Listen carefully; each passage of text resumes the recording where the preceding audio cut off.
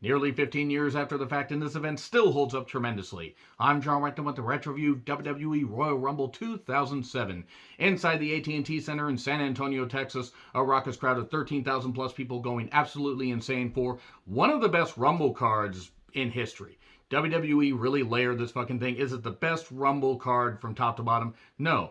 But it built and built and built. We had a lot of good drama heading into the championship matches. Well, two of them. And the Rumble match ended up with one of the best Final Fours in history and one of the best Final Twos in history, with Undertaker and Shawn Michaels giving us a preview of what would come at Mania 25 and Mania 26. And Mania 26 was Shawn Michaels' last match ever. I will not hear that the Saudi Arabia show match exists. It doesn't fucking exist. It was fucking awful, fucking brutal.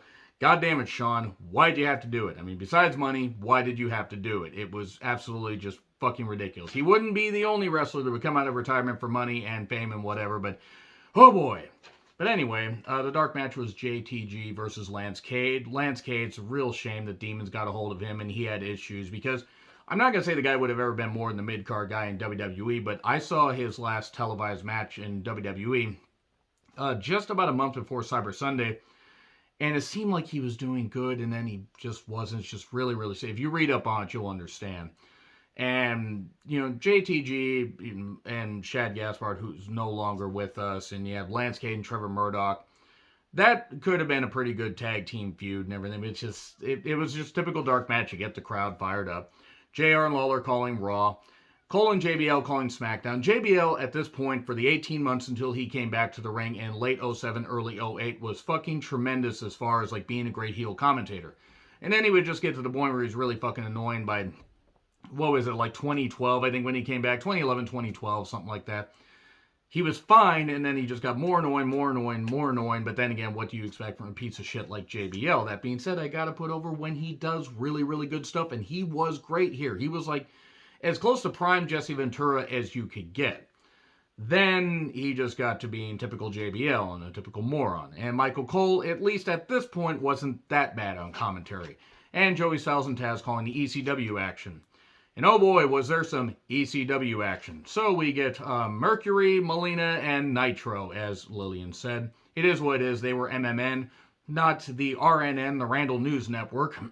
But Mercury had the mask on, the face guard, because at Armageddon 2006 he got his nose busted and everything, and that would lead to, unfortunately, a lot of demons, a lot of things that would take hold for Mercury. He seems fine now. That's fucking tremendous, but that was a real sad thing to see. That was scary and really, really sad. And they took on the Hardys. Well, Melina was outside. This match was about as good as their December to Dismember 2006 tag match. A little bit shorter, which was probably smart, because that match went on a little bit too long.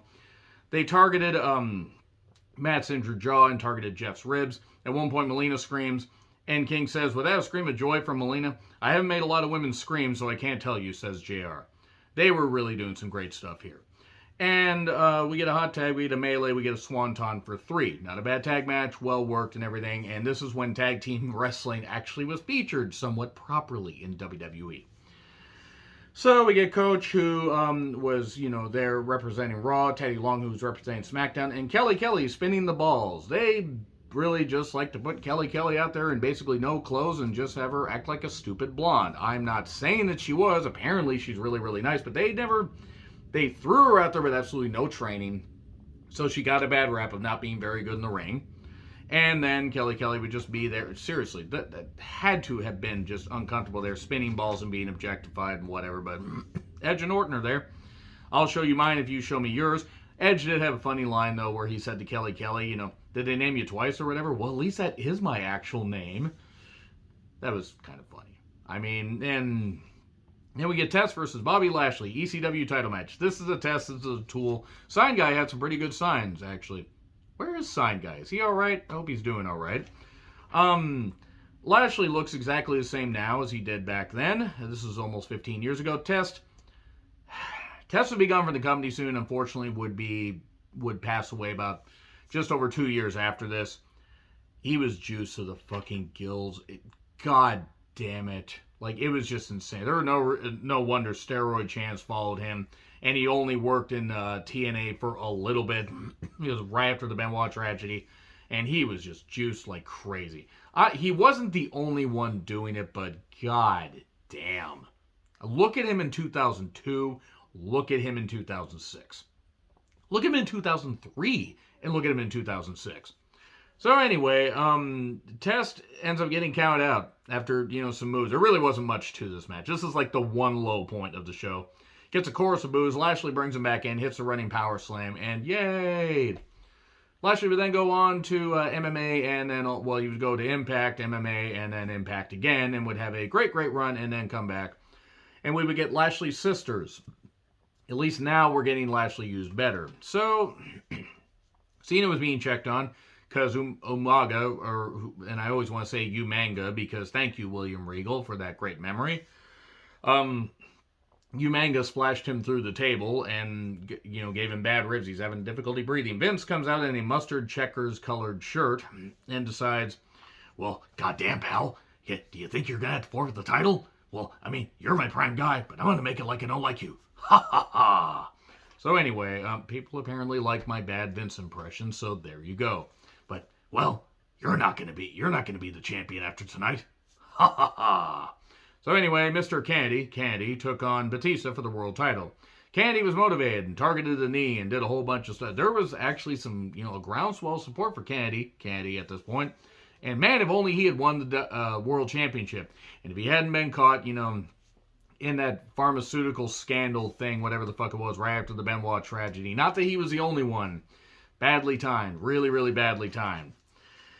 But Batista does fire up Candy. Candy keeps targeting him. We get a ref bump. He hits a neck breaker, doesn't get a count, hits another move, gets a 2 count, and later a Batista bomb. Even though Candy's trying to hit him and stop this, Batista's like, nope, we're done with this match. Boom, there you go. That was pretty much it for Candy. Candy getting any kind of main event push. He would win the Money in the Bank. He would have an injured shoulder that apparently wasn't as bad. He would lose a briefcase to Edge, and then that would be it. He would then be the illegitimate son of Vince McMahon until the aforementioned pharmaceutical scandal thing, whatever, that caused a lot of people to be suspended. Then injuries and stuff like that. And then he went to Impact. And then he went to the NWA. And one hardly needs to go on about that push at that point. JBL was livid. So Kevin Thorne and Ariel, who would become Shelly Martinez, were like, it's time to feast. Shelly looked good, I'll say that. Hornswoggle was spinning the balls and then decided to bite Coach. And Khali grabs 3 balls. You can only take 1. And Khali drops them, and then Kelly picks them up and says, wow, these are the biggest balls I've ever held. And Ron Simmons, for no reason, is just there. Damn! And that's it. So we then get Umanga with us. Oh, sorry, I can't help it. Versus Cena and Estrada, Armando Alejandro Estrada. I can't roll the R's. It's the last man standing match for the WWE Championship. Umanga targets the rib. I will stop saying Umanga one of the... No. Targets him for the... targets the ribs for a while, and then Cena at one point fires up and throws the steps at him. Even though he got his hand up, there's no way to... You're trying to absorb steps, a piece of metal, bopping you right in the head there. And then later we want tables chants and the step spot again. Cena's bleeding at one point because, of course, Cena bled actually quite. Not as bad as the I Quit match versus JBL, but it was what it was. The crowd was alive and split. We get a monitor to the head where he's monitoring the situation. Splash on the announcer's table where Umanga ran the length of it and missed the splash. And then we get the top rope getting unhooked and the hook to the head, and oh god, he's getting choked out, and Cena's choking him out, the STF back, choking him out with the rope, and even a monster's gotta breathe, JR says. And that was the same line that was uttered when Benoit had his own triple threat last man standing match in June of 2007. I'm going to say that because fuck Chris Benoit for doing that, you goddamn idiot. Oh, he had so much head trauma, he had all this, he was all that. Yeah, you know what, plenty of people have head trauma and are depressed and stuff like that, and still don't kill their fucking families. Just saying. Also, the guy was probably a goddamn monster. He thought, according to the Dark Side of the Ring, thought of actually going to the pay-per-view after he committed those acts.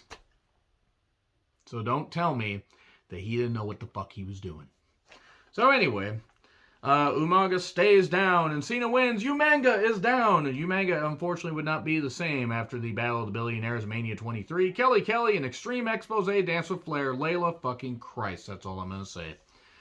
30-man Royal Rumble match. Okay, so this one is not going, well, I mean, it will take a bit of coverage, but there were ebbs and flows, like there would be for any WrestleMania, any Royal Rumble match where you get the opportunity to main event WrestleMania.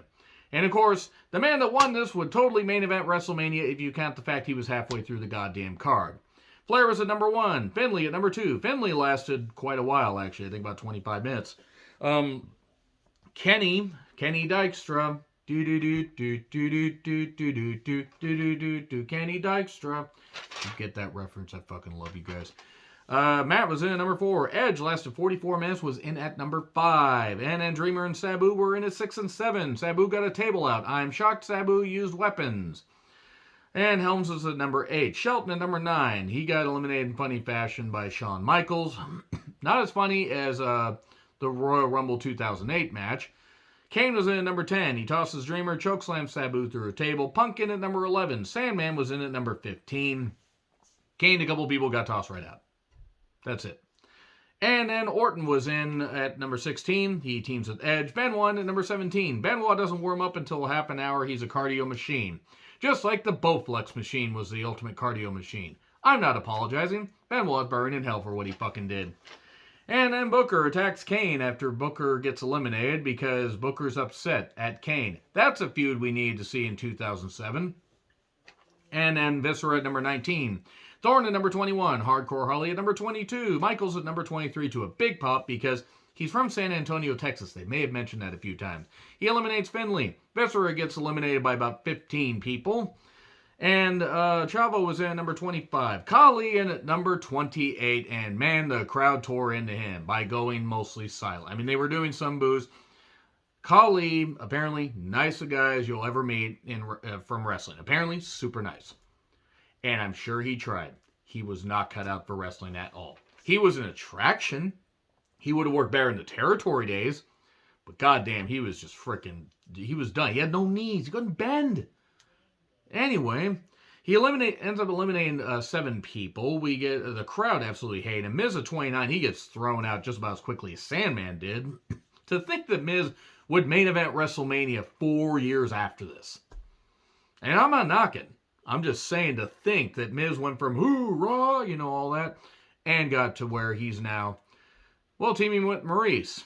Because that's a team we need to see in 2022. But back to 2007, before Benoit decided to send his wife and kid to heaven. Why the fuck not get something in like that? So Taker was in number 30. Eliminates Khali to a pop. It's down to Michaels, MVP, Taker, Edge, and Orton. MVP gets tossed out, gets a chair. Orton and Edge ends up using a chair to bust Taker open. And then Michaels eliminates Orton, eliminates Edge, and boom, boom, boom, we got this. We're down to Taker and Michaels. The sit-up from Taker, the kip-up from Michaels, and here we go. Boom, they're just hitting everything. Choke slam, we're hitting all this. Michaels is doing Sweet Chin Music. They're doing everything they can in a short span. Easily one of the best finals in Royal Rumble history. And Taker ends up, backdropping, launching Michaels over the top to the floor. Both feet touching the floor, which once again, Kerry Von Erich, who made his name in Texas, still has not been eliminated from the 1991 1992 Rumbles.